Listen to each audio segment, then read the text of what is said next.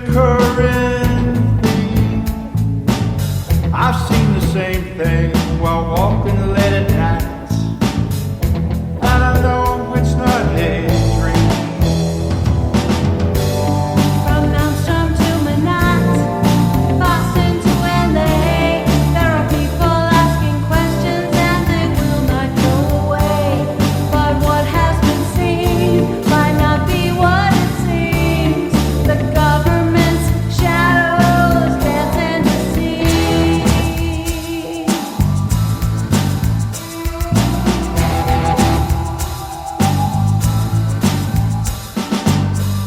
If you tell the truth, they will ridicule everything you say and do. It's all part of a deception. It's a puppet master's tool. And I've seen those craft shut down the silos from 10 miles away. And there ain't nothing that the Pentagon can do. They can't make them go away. From Maelstrom to Manhattan, Boston to LA, there are people asking questions and they will not go away. But what has been seen might not be what it seems. The government's shadows dance in the sea. From Maelstrom to Manhattan, New York to LA, you can't get the picture if they're pale or they're gray. But what we have seen might not be what it seems when the government's shadows dance in the sea.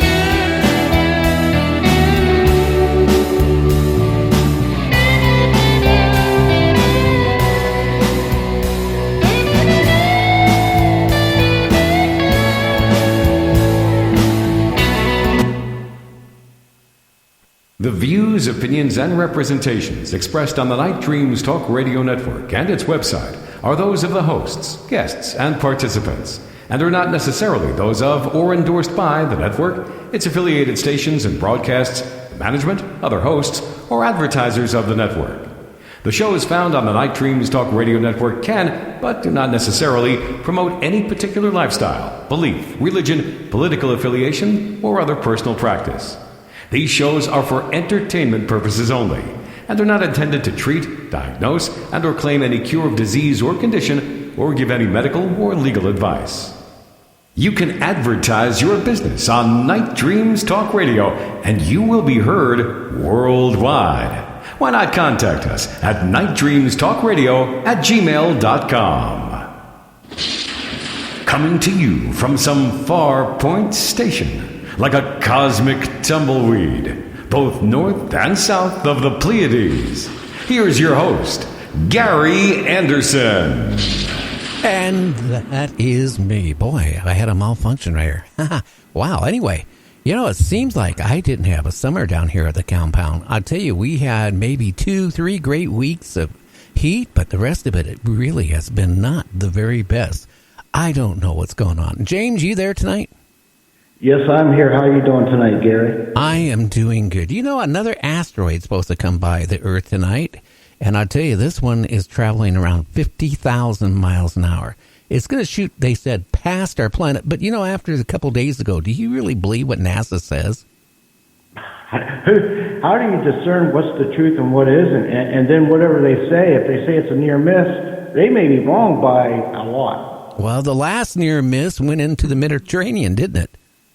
Yeah, I still didn't see if it caused any tsunamis or anything. Did you? No, I never bothered to check, but at least, it went into where it was not a landmass. I mean, even if it was a small one and it hit a populated area, it would take out, a couple block radius. These asteroids are traveling around 50,000 miles an hour. And some even faster than that. And the kinetic energy connected with those is just mind-boggling. Yeah, Hiroshima type of explosion, I'll tell you that. If the size of a car, it would take out a big area. Trust me.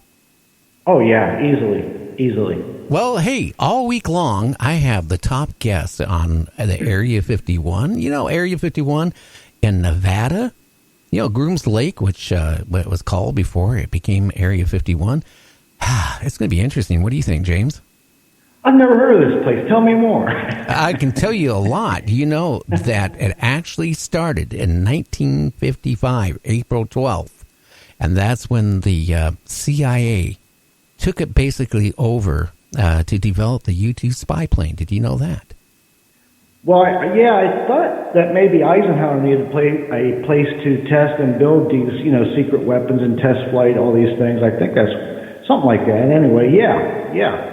And it's a perfect place because Groom Lake is a perfect airstrip. It's flat and it's dry.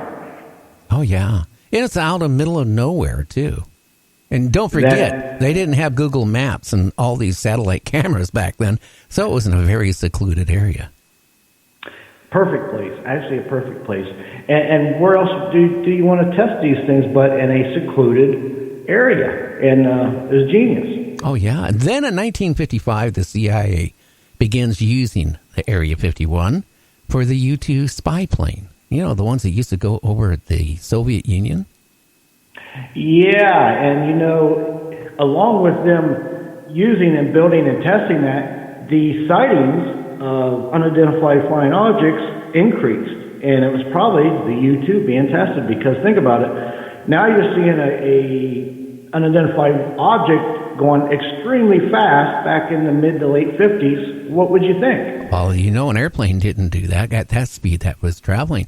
And, not just that. Soon afterwards, you had the A-12, then the F-1, F-11-7, stealth attack jet was tested there and many other. And then 1959, they set up a radar test facility established at Area 51. Yeah, and that there was probably, I believe it was way ahead of its time in a lot of different areas. And I got to think, boy, the Russians really must have tried hard to have some spies get in there. Oh, I'm sure they might even manage. Who knows? At least around there to take pictures, because it wasn't actually, to about 1961 when the CIA director, or deputy director, designated Area 51 to be very valuable for security. And that's when all those provisions went in for people, taking pictures, trying to get onto it. All that stuff went in effect October 13th, 1961. Right. And a lot of the pictures you see of Area 51 from like a hilltop or something, or mountaintop rather, those are like from 20, 22 miles away. And over the years, I think that the government purchased some of that land to extend it back further yet, so they couldn't even get those pictures. Oh, yeah. And then, December 22nd, 1961, the first A-12 arrives at Area 51. Wasn't that the Oxcart program? I'm not really sure. Yeah, I believe it was, yeah. The A-12 was, yeah. And one thing about spy planes and all these secret planes and stuff, eventually these other countries, they advance and can get weapons to shoot you down, which is obviously what happened with the first spy plane there, the U-2. So they got to keep making something better and try to outdo each other. And it's been a game of cat and mouse all through these years, I believe. Oh, yeah. And then 1974, Skylab. Boy, that's up there. Been up there, one way or another, one of our labs for a long time. They astronaut accidentally took a picture of Area 51, and it was reviewed by, it got out into the media. Yeah, and speaking of that, it wasn't legal to have any satellite viewing until 2018 of over Area 51. Did you know that? Yeah. And then on August 26, 1976, the Area 51 was transferred from the CIA to the Air Force. Oh, really? Yeah, well, they started it. They started it, and by 1978 it was done. Okay, I thought they was working hand in hand all along, but who knows? I think there's some black ops in there somewhere too, maybe. Oh, yeah. And then May 13th, 1989, George Knapp interviews Bob Lazar, who exposes details about Area 51. Lazar claims to be working, well, and trying to back engineer on fallen spacecraft, I should say, alien spacecraft. And he went on to well, with George Knapp, and then later on to Art Bell many times. Yeah, and it's funny you mention that, because I can remember back in '89 when he was on TV saying that, I was like, wow, that was some stuff 30 years ago. If you think about it. And I know one thing he claimed, I remember, was that there was 9 flying saucers of extraterrestrial origin that he was trying to work on the propulsion system. Oh, yeah. Yeah, and he never changed his story. Now, a lot of people say Lazar is a liar, that he's made the whole thing up, but I'll be honest with you, I do believe his story. I do believe they had, and who knows where it's at now, they had aircraft, well, whatever you call it, UFOs, that they were trying to back engineer.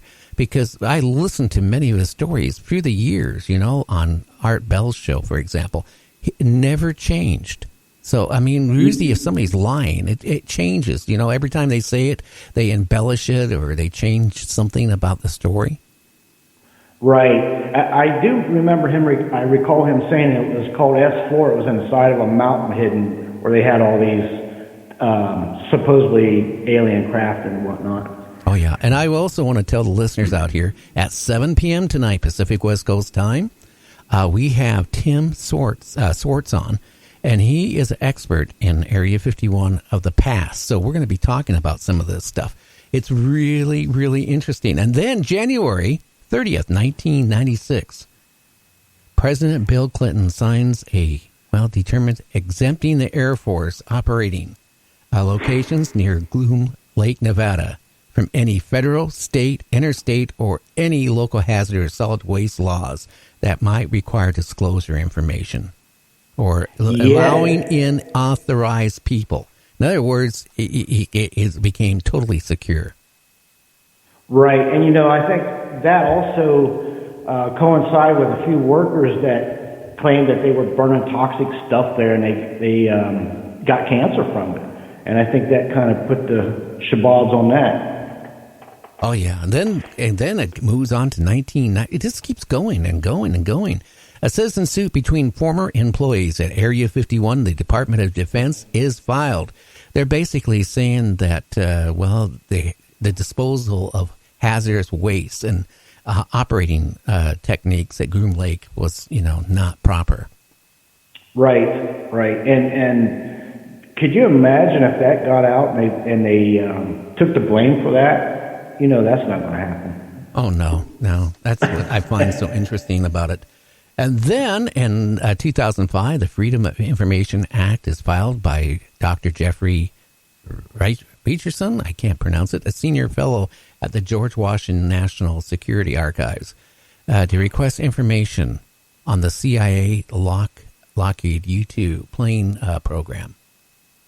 Yeah, I think it's Dr. Rickleson, but he filed a request for that. Because for the information for the the spy aircraft, and along with that, the CIA had to admit to the base of Area 51. But none of that came out. It took till 2013 for that to even come to fruition. Oh yeah, that's when they started, releasing some information. Yeah, and you ever see some of those documents? They're all half of it's blacked out anyway, or more. You can't even, I got some of these documents, that people have sent me, and you start reading them, and it don't even make sense